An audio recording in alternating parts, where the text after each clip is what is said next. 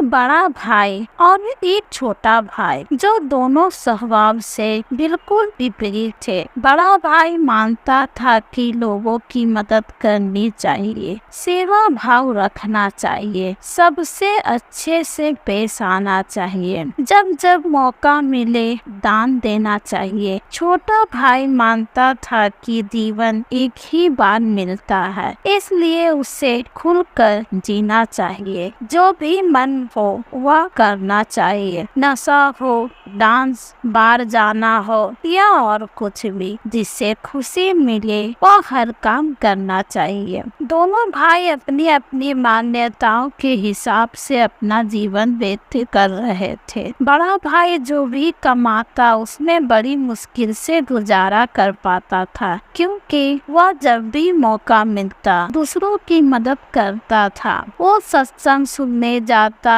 Meditation करता, वो जितना हो सके उतना सादा जीवन जीने की कोशिश करता। छोटा भाई गलत रास्ते और गलत तरीके से ज्यादा धन कमाता और अपनी हर इच्छा पूरी करता। दारू सिगरेट पीता, नाचने वालियों के पास जाता, जितना संभव हो उतना ऐश करता। बड़ा भाई अक्सर अपने भाई को समझाने की कोशिश करता कि वह अपने जीने का तरीका बदल दे। वो जो कुछ कर रहा है वे अच्छे कर्म नहीं हैं, लेकिन छोटा भाई उसके एक ना सुनता और उल्टा बड़े भाई को ही अपना जीने का तरीका बदलने के लिए कहता। वे दोनों ही एक दूसरे की बात माने बिना अपने अपने तरीके से जिंदगी जीते रहे। एक दिन बड़े भाई को घर लौटते वक्त रास्ते में चप्पल में कील घुस गई, जो चप्पल को चीरते हुए उसके पैर में घुस गई। उसे बड़ा दर्द हुआ। दर्द इतना ज्यादा था कि वह ठीक से चल भी नहीं पा रहा था, लेकिन फिर भी जैसे तैसे लंगड़ाते दर्द सहन करते अपने घर तक पहुंच गया। घर पहुंचने के बाद उससे बिल्कुल भी खड़ा हुआ नहीं जा रहा था। उसे बहुत प्यास लग रही थी, लेकिन दर्द इतना ज्यादा था कि वह पानी का गिलास तक की हिम्मत नहीं जुटा पा रहा था। इसलिए अब बड़ा भाई छोटे भाई के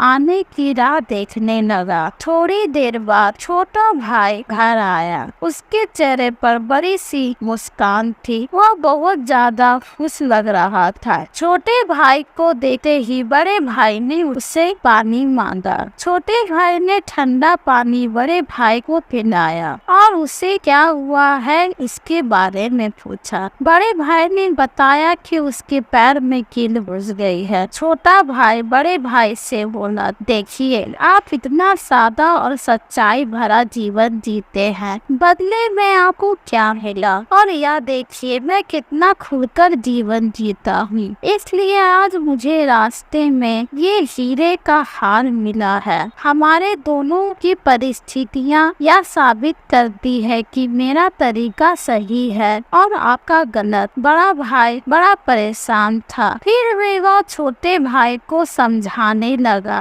कि नहीं, उसी का तरीका सही है। बड़ा भाई कह रहा था कि तरीका मेरा ही सही है, लेकिन शायद कुछ गड़बड़ है, इसलिए हम आशा करते हैं कि कल हम दोनों ज्योतिषी को अपनी अपनी कुंडली दिखाएंगे, वही बताएगा कि क्या दिक्कत है। अगले सुबह दोनों भाई अपनी अपनी कुंडली लेकर उस ज्योतिष के पास पहुंच गए। बड़े भाई ने अपनी ज्योतिष को दिखाई। उस कुंडली को देखते ही ज्योतिषी बोला, बाप रे बाप, किस अभागे की यह कुंडली है, या तो अब तक मर गया होगा। बड़ा भाई कुछ नहीं बोला और फिर छोटे भाई की कुंडली ज्योतिष को पढ़ने के लिए दी गई। उसकी कुंडली देखते ही ज्योतिष खुशी से बोल पड़ा, यह बहुत अच्छी कुंडली है, इसमें तो राजयोग लिखा है, यह जरूर अब तक मंत्री बन गया होगा। दोनों कुंडली दिखा देने के बाद दोनों भाइयों ने ज्योतिषी से कहा कि यह दोनों कुंडली उनकी की है और आपकी भविष्य गलत है, क्योंकि ना ही बड़ा भाई अब तक मरा है और ना ही छोटा भाई मंत्री बना है। ज्योतिषी ने दोनों से कहा कि मैं कुंडली पढ़ने में गलत हो ही नहीं सका। हाँ, अगर तुम्हारे कर्म कुछ ऐसे हो तो तुम्हारी कुंडली में लिखा बदल जरूर सकता है। ज्योतिषी ने पहले बड़े भाई से और बाद में छोटे भाई से उनके जीवन जीने का तरीका और वह कैसे कर्म करते हैं उसके बारे में विगत से जाना। ज्योतिषी ने दोनों को समझाते हुए कहा कि मेरी पढ़ी हुई कुंडली गलत नहीं है, यह बड़े भाई के